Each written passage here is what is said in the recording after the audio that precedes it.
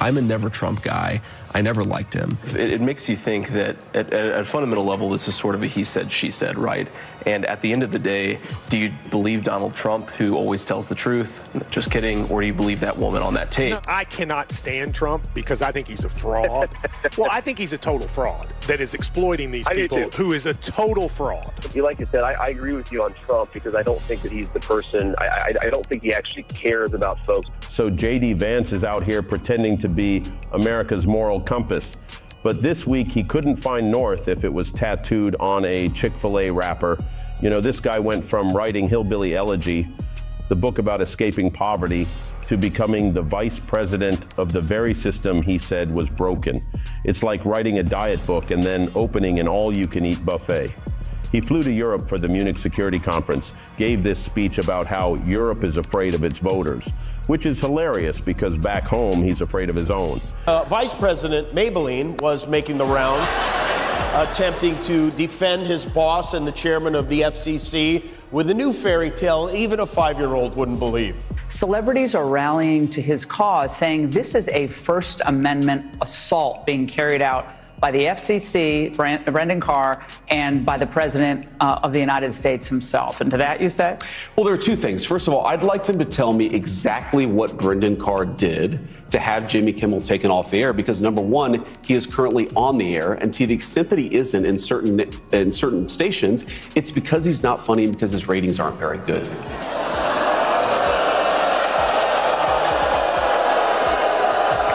I have some good news for you, J-Dog. We're back on all the stations.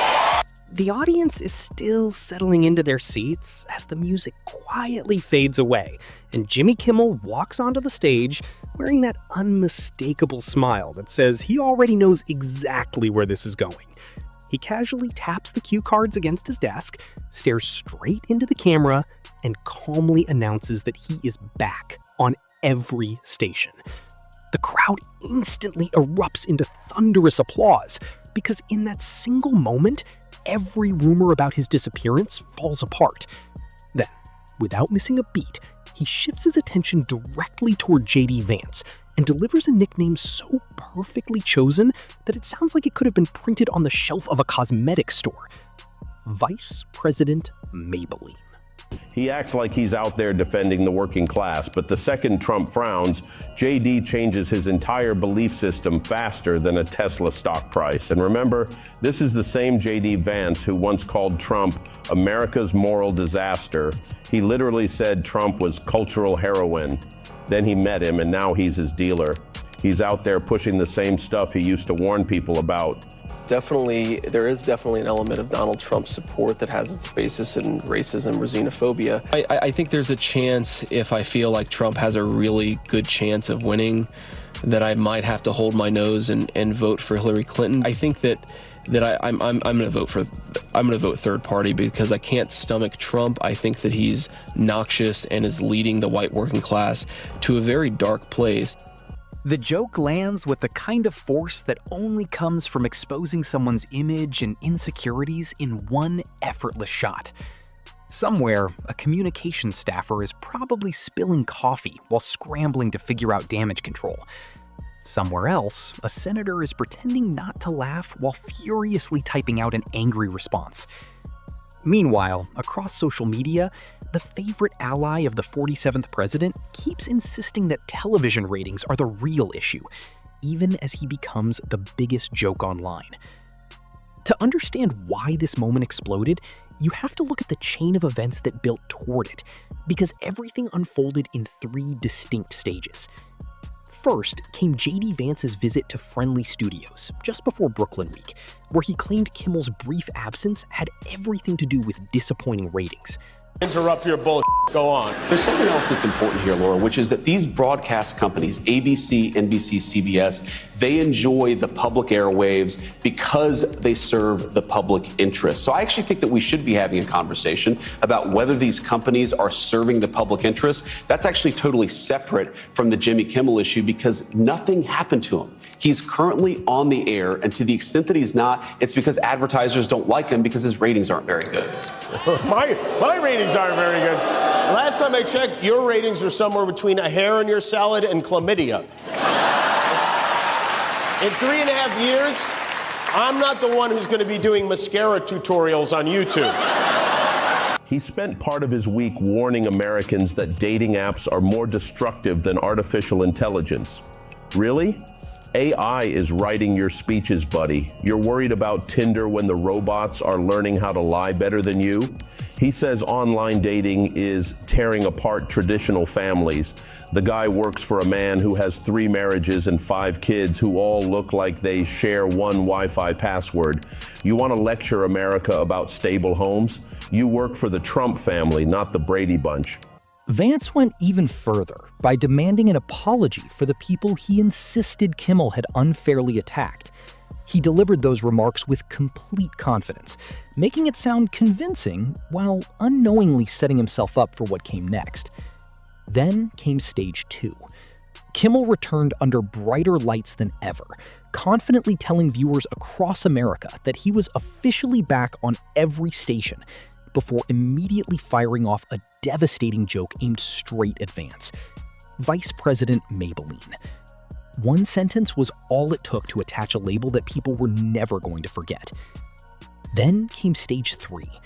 Vance appeared on Fox, trying to regain control of the conversation, demanding an apology. We wind up with a president and a vice president who wear more makeup than Kylie Jenner and Lady Gaga combined.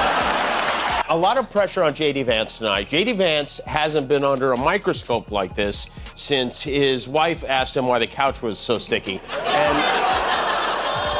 But Trump had good advice. He told him, just have fun. And you know what? It seems like he did. I want to answer the question, but I want to actually give an introduction to myself a little bit because I recognize a lot of Americans don't know who either one of us are. That's how you get the single cat ladies back on your side.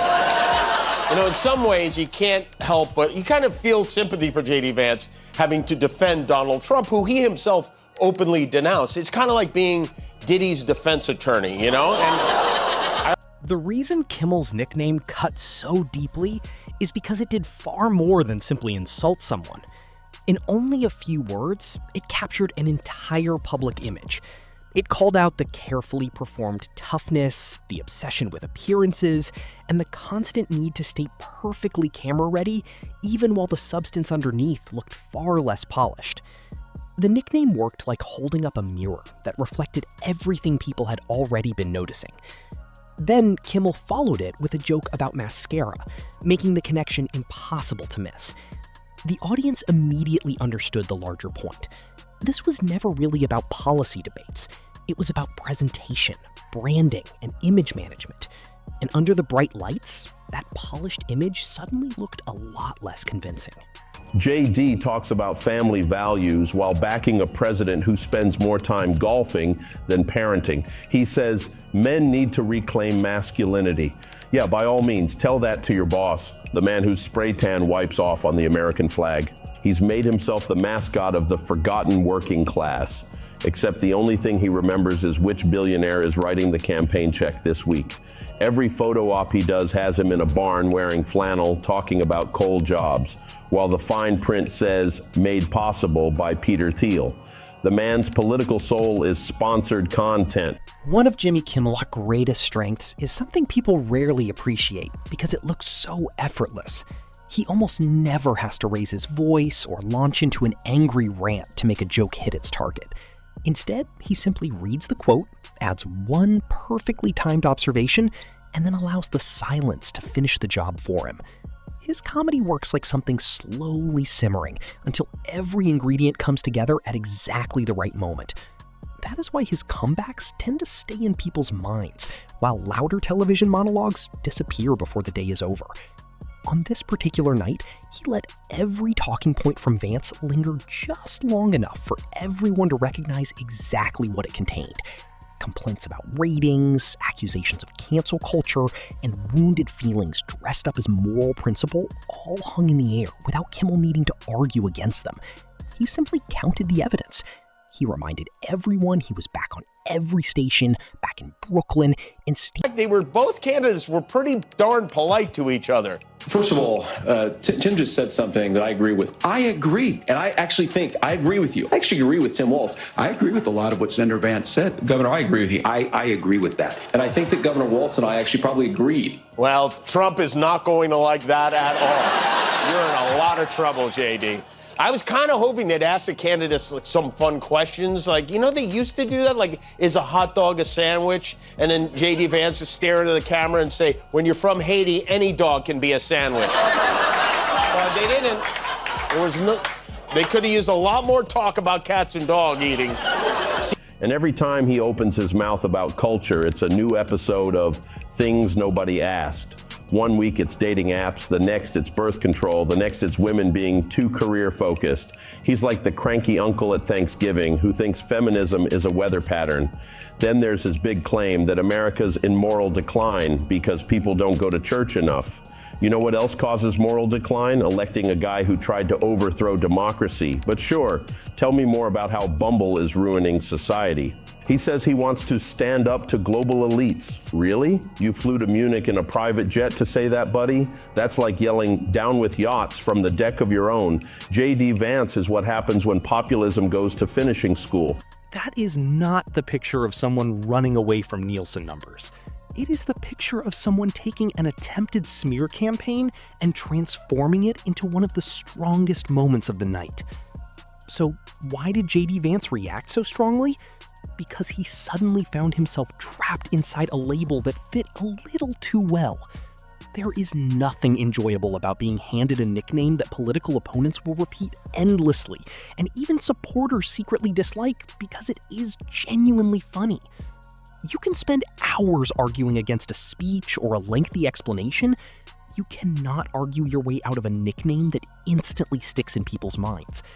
Kimmel placed that label on him and immediately moved on, relying on one of... Last night he posted an announcement. He said, I will be doing a personal play-by-play of the debate tomorrow between the brilliant J.D. Vance and the highly inarticulate tampon Tim Walz. I hope that cognitively challenged lion Kamala Harris will be listening so that she can again show the world how she will make up false facts and stories. I will be commenting on what is going on. Watch Truth Social tomorrow night. Watch Truth Social.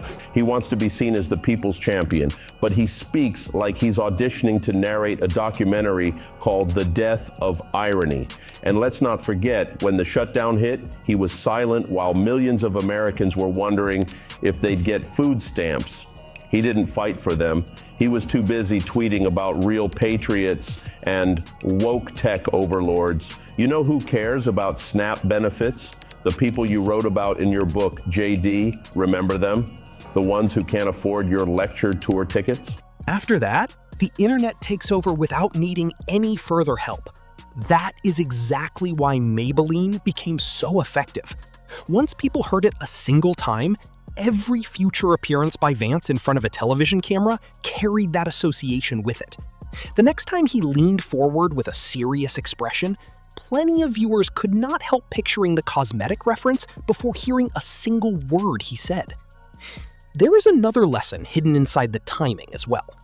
Vance called for an apology during the exact period when rumors claimed Kimmel's career was supposedly finished. It is easy to celebrate when you believe your opponent has already disappeared. Then, Kimmel returned live, louder than ever, delivering one calm sentence that instantly erased the entire cancellation narrative. We're back on every station. There was no over-the-top celebration, no dramatic victory lap, just a simple statement that made weeks of speculation collapse as quickly as a balloon falling into a field full of cactus needles. Every time he gets on stage, he tries to sound tough. He says things like, "We're fighting for real Americans." Yeah, the real Americans who live in his imagination, the ones who still think the earth is flat and vaccines are witchcraft. J.D. Vance wants you to believe he's the next great conservative thinker, but he's really just Trump with a library card. He's got all the bluster, half the charisma, and none of the self-awareness. You can tell he thinks he's the smartest guy in the room, but the only reason he looks that way is because the rest of his party keeps setting the bar underground. Look, JD, I'll give you credit. It's not easy to sell out your own book. After clearing away those rumors, Kimmel immediately turned his attention back toward Vance and finished the exchange with another perfectly timed punch. For just a second, it was almost possible to feel sorry for whoever had to defend J.D. Vance the following morning. Almost. What made the entire moment resonate even more was the fact that Kimmel connected it to a broader pattern involving the 47th president and the people surrounding him. According to Kimmel's point, they repeatedly declare anything they dislike to be somehow unacceptable. Satire suddenly becomes censorship. Falling ratings become the talking point, even while individual clips race past 1 million views within hours. They spend more time posting about late-night television than discussing the work of governing itself. It paints the picture of a political mindset built almost entirely around controlling the narrative, instead of accepting criticism. On the biggest night of J.D. Vance's career, his running mate, he's telling his followers, watch me on Truth Social, commenting on it. And here is some video of Mar-a-Lago watching tonight from home. Now, the person closest to them, Donald Trump, said he's unfit for the highest office. That was Senator Vance. What we've seen out of... I like what he's done with his bathroom. That mindset explains why the response focused so heavily on demanding an apology while trying to reframe the entire segment as nothing more than bullying. But that reaction did not project calm confidence. It looked like someone instinctively pulling back after taking an unexpected hit. The quickest way to make a joke live forever is often to show the audience that it bothered you, especially when that reaction happens in full public view. Kimmel understood that dynamic from the very beginning, and he trusted it completely. Vance would have ignored it. Instead, he went right back to friendly territory to demand an apology and reframe the segment as bullying. That's not stoicism. That's a flinch. And the fastest way to make a punchline immortal is to flinch on camera. Kimmel knew it. The crowd knew it. Hi, I'm Ohio Senator J.D. Vance. The mainstream media, they want you to think that I'm weird. They call me creepy, cringy, awkward, that I give people something called the ick. They want you to think that I can't order a simple donut. But that's ridiculous. Follow me.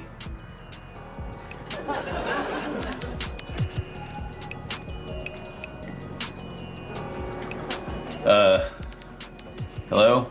Hi. Okay.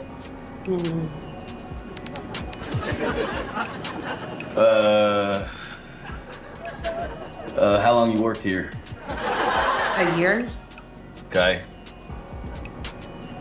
Donut. One reason Kimmel consistently succeeds in these moments is because he relies on two tools that rarely fail him. He brings the receipts, and he understands rhythm. He lets viewers hear the original quote, follows it with one sharp observation, keeps his composure, and then allows the audience to connect the remaining dots themselves. That approach frustrates critics precisely because it works so well. The reaction afterward revealed everything. If the nickname had completely missed its target, J.D. Vance could have ignored it and moved on. Instead, he returned to familiar territory, once again demanding an apology while insisting the entire segment amounted to bullying. That was not the response of someone completely unfazed. It looked like a visible flinch. And once someone reacts that way on camera, the joke often becomes impossible. It takes talent to write a story about fighting for your community and end it by joining the guy who mocked that same community on national TV. That's a full circle moment. It's like if the guy from the Lorax bought a chainsaw company. So congrats, J.D. Vance, the man who went from voice of the people to ventriloquist dummy of the powerful. You're proof that hypocrisy isn't dead. It just got a podcast. In almost no time at all, what started as a single late-night joke evolved into a permanent addition to the growing collection of moments that continue to follow J.D. Vance. It joined other headlines created by his own decisions, including previous attempts to dive into culture war battles in hopes of impressing political allies, only to end up chasing stories that refused to disappear. One subtle moment during Kimmel's Brooklyn opening quietly sealed the entire exchange. After delivering the punchline and hearing the audience explode with laughter, he simply paused. He did not pile on with 10 more jokes or stretch the moment beyond what it needed. That brief silence communicated everything.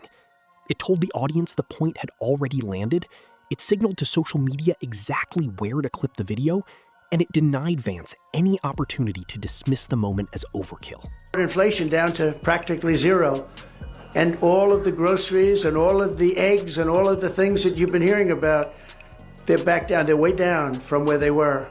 I did something in 4 months that nobody's seen, and I have to say, in 4 months, and I said it before, and everyone's talking about it all over the world, we've got the hottest country anywhere in the world right now. We're the only country anybody's even talking about. It's true, but they're talking about us in the same way people talk about the Diddy trial. It's with curiosity, disbelief, and revulsion. Comments that you've made about Donald Trump. You've said, I'm a never Trump guy, never liked him.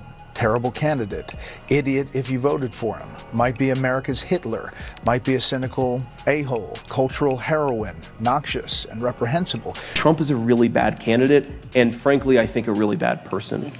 That kind of restraint can be incredibly powerful, because once a moment has been successfully branded, adding more only weakens the impact. You simply let the impression settle naturally. Some people will inevitably argue that this entire discussion is too petty and that attention should stay focused on legislation instead of mascara jokes. That perspective is understandable.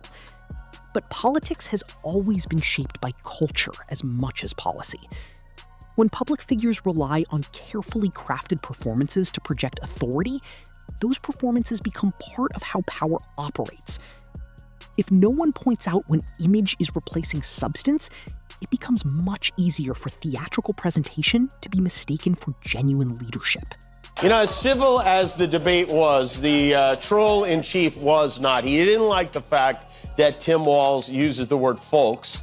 He wrote, folks, Tampon Tim stealing Crooked Joe's signature catchphrase. Sad. He also didn't like the idea that Tim Walz was taking notes. Why Walz is taking so many notes, never seen a candidate take more. He needs the notes to keep his brain intact. And if that isn't the pumpkin calling the basketball orange, I don't know what is. With only a couple of carefully chosen lines, Kimmel stripped away that performance and turned the carefully managed brand itself into the joke. That mattered because it gave viewers an easy way to recognize what they believed they were seeing, without requiring pages of political analysis. There was also another storyline unfolding beneath the surface that made the payoff even more satisfying. For months, the 47th president repeatedly celebrated whenever a late-night host appeared to have a difficult one. You cannot claim the show is failing while the ceiling is shaking with applause. It's illegal under the Logan Act for private citizens to engage in foreign policy that undercuts America. But this J.D. Vance, before he made up the Haitians eating dogs story, he tweeted, Trump makes people I care about afraid. Immigrants, Muslims, etc. Because of this, I find him reprehensible. God wants better of us. I agree with the statement you no longer agree with. Of course, he deleted those tweets once he realized he could be Trump's running mate. If you're watching on YouTube, please subscribe to America Facticity for more breaking news and late-night truth, and let me know in the comments what's worse, J.D. Vance's speeches or his dating app paranoia. Because honestly, I think both might be swiping left on America. Instead of attacking the FCC or complaining about television affiliates, Kimmel simply focused on doing what he does best. He delivered the jokes, kept the pacing tight, trusted the audience, and let their reactions speak louder than anything he could have said himself. The crowd made its decision unmistakably clear, and that overwhelming response is exactly why J.D. Vance's angry reaction ended up feeling surprisingly small. It is incredibly difficult to convince people that a show is collapsing when the building itself is shaking from non-stop applause.